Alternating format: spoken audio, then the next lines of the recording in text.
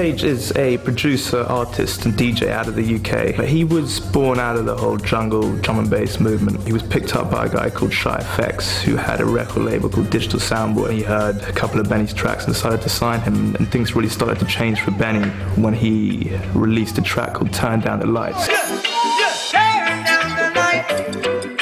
Now, up till very recently, Benny's only been able to get involved in the Jamaican side of things, based out of the UK, using UK-based Jamaican vocalists. But this project is giving us a chance to come over here and use some of the real earthy, more rootsy kind of Jamaican talent. I think it was around January 2013 when I started making some straight dancehall rhythms, straight reggae rhythms. Hal heard them and he was like, you know what, these sound kind of sick and you should do something with them. So as it progressed, we came up with the idea to go to Jamaica and get them voiced by people there, and then let's make an album out of it. So once we got that into our heads, that was it. You know, we were struck by the idea, and that was that. Here we are, you know. Check now for speaking all aspect. You don't know Assassin, aka Agent Sasko. Mad something.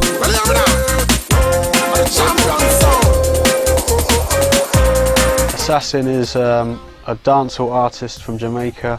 Just recently, last year, he worked with Kanye West, which is a big move for a dancehall artist. But he's been in the game a long time, so he's kind of a veteran now to most people. Really strong artist to be working with.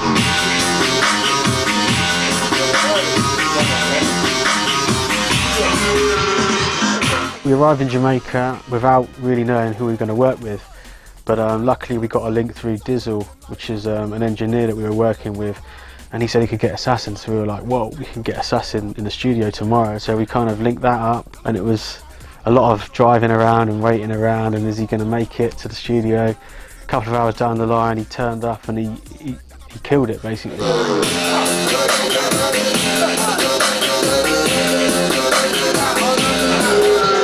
Benny reached out to me, saying that he had something totally scorching, and he wanted me to be a part of it. So he sent it to me, and I agreed that it was totally scorching. We just worked out the logistics and got in the studio together and laid down some verses. It was at Anchor Studio, mad vibe. We just put it together, man. It was crazy, and it came out great.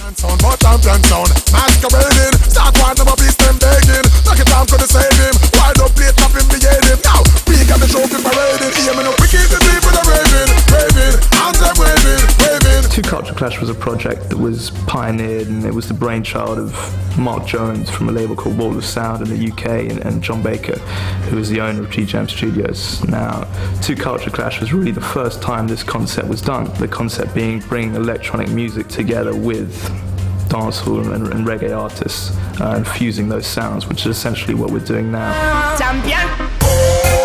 Growing up in Jamaica and what the sound culture used to be 10 years ago, it's very vibrant in Europe, and this song to me is like a soundtrack to that whole scene. I think it's just a perfect marriage between the sound culture, even from a Jamaican perspective. Everybody wants to be the champion sound.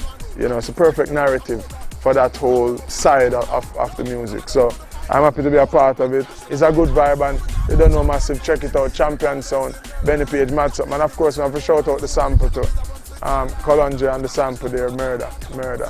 Champion Sound, boom. It's always been my goal to come out here and record, but I didn't really think it would ever happen. It's been amazing working with people who are hungry to make music, and also people who are talented that come in the studio and just vibes out for like 10 minutes and then just get in the booth and just lay down a track. I think working with people like that is a true honour for someone like me who loves to make rhythms all day, So it's been an absolute pleasure and an honour to work here in Jamaica.